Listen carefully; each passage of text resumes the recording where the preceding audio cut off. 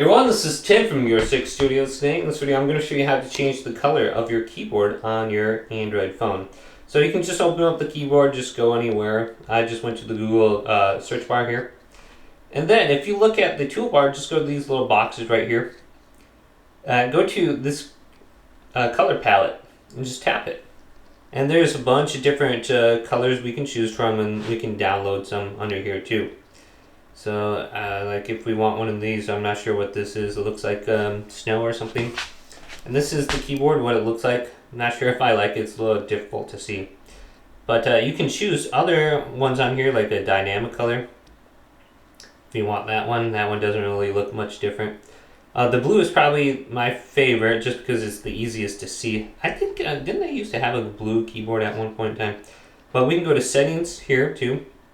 And if we want to look at different settings for our phone, just go here. And yeah, hopefully this video did indeed help you out. Leave it a big thumbs up. And subscribe my channel down below for more tech videos coming next on Your 6 Studios.